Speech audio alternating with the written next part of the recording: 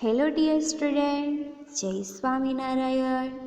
Standard 3, Subject English, Unit 12. What is that? વિદ્યાર્થી મિત્રો, આગળના લેક્ચરની અંદર આપણે યુનિટ 12ના સ્વાધ્યાયના પ્રશ્ન નંબર 1 અને 2નો અભ્યાસ કર્યો હતો. આજના લેક્ચરની અંદર પ્રશ્ન નંબર 3નો અભ્યાસ કરીએ. પ્રશ્ન નંબર 3 નમૂના પ્રમાણે નીચેના ગુજરાતી શબ્દોના અંગ્રેજી ઉચ્ચાર લખો. તો વિદ્યાર્થી મિત્રો, પ્રશ્ન નંબર 3ની અંદર આપણને કહ્યું છે કે નીચે આપણને જે શબ્દો આપેલા છે તેના માત્ર આપણે શું લખવાના છે? અંગ્રેજી ઉચ્ચાર લખવાના છે, સ્પેલિંગ લખવાનો નથી. જોઈએ ઉદાહરણ. તો કે અહીંયા નમૂનો આપ્યો છે બંદૂક, એટલે ત્યાં ગન એવો એનો ઉચ્ચાર લખવાનો છે, સ્પેલિંગ નથી લખવાનું. GUN એવો સ્પેલિંગ લખવાનો નથી, માત્ર તેનું ઉચ્ચાર છે તે લખવાનો છે. ફર્સ્ટ આપણને પહેલો શબ્દ આપ્યો છે જાળી. તો જાળીને ઇંગ્લિશમાં શું કહેવાય? નેટ. તો અહીંયા લખીશું આપણે નેટ. ત્યારબાદ આપ્યું છે ડબ્બો. ડબ્બાને ઇંગ્લિશમાં શું કહેવાય? તો કે ટીન. તો અહીં લખીશું ટીન. ત્યારબાદ આપ્યું છે નળ. નળને શું કહેવાય? તો કે ટેપ. એટલે અહીં લખીશું ટેપ. નેક્સ્ટ આપ્યું છે ઉંદર. ઉંદરને ઇંગ્લિશમાં શું કહેવાય? તો કે રેટ. એટલે અહીં લખીશું રેટ. ત્યારબાદ આપ્યું છે શું. શું એટલે?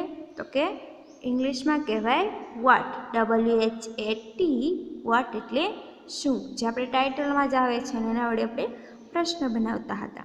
ત્યારબાદ આપ્યું છે તે. તે એટલે ઇંગ્લિશમાં શું થશે? ઈટ.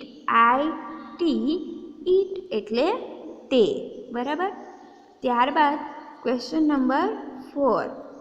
ત્યાં આપ્યું છે સૂચના.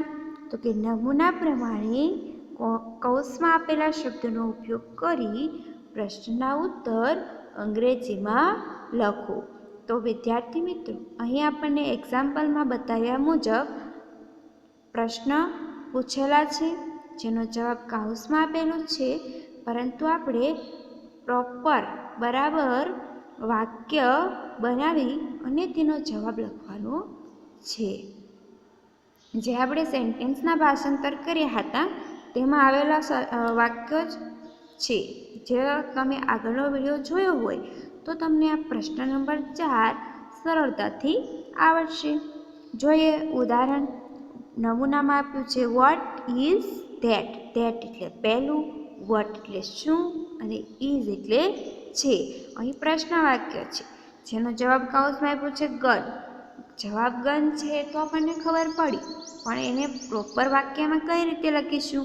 તો નીચે બતાવ્યા મુજબ it is a gun. It એટલે તે, અ ગન એટલે એક બંદૂક અને ઇઝ એટલે છે. તે બંદૂક છે. આવો આખો જવાબ લખવાનો છે. જોઈએ first sentence. What is that. પહેલું શું છે? કૌંસમાં કીધું છે હેન. તો વાક્ય કઈ રીતે બનાવશું? તો કે ઇટ ઇઝ અ હેન.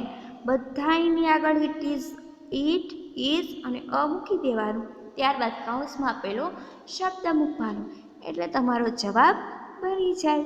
ત્યારબાદ કહ્યું છે વોટ ઇઝ ધેટ. પહેલું શું છે? કૌંસમાં આપ્યું છે BAT બેટ. જવાબ આવશે ઇટ ઇઝ અ બેટ. તે બેટ છે. ત્યારબાદ કહ્યું છે વોટ ઇઝ ધેટ. પહેલું શું છે? અને કૌંસમાં કહ્યું છે POT પોટ. પોટ એટલે ઘડો અથવા તો માટલું. જવાબ બનશે ઇટ ઇઝ અ પોટ. તે માટલું છે અથવા તો તે ઘડો છે. ત્યારબાદ આવશે વોટ ઇઝ ધેટ. તે પેલું શું છે? તો કૌંસમાં આપ્યું છે બુક. બુક એટલે ચોપડી અથવા પુસ્તક કોઈ. It is a book. તે ચોપડી છે અથવા તો તે પુસ્તક છે. ત્યારબાદ કયું છે વોટ ઇઝ ધેટ? પહેલું શું છે? કૌંસમાં પૂછે કી, KEY, કી એટલે ચાવી, લોકની ચાવી આવે તે. જવાબ બનશે ઇટ ઇઝ અ કી, તે ચાવી છે. તો વિદ્યાર્થી મિત્રો અહીં યુનિટ 12 એટલે કે યુનિટ નંબર 12નું સ્વાધ્યાય પૂર્ણ થાય છે. તમારે આખું સ્વાધ્યાય પૂરી લેવાનું છે પેજ નંબર 22 ઉપર અને સરસ રીતે યાદ રાખી લેવાનું છે. અસ્તુ.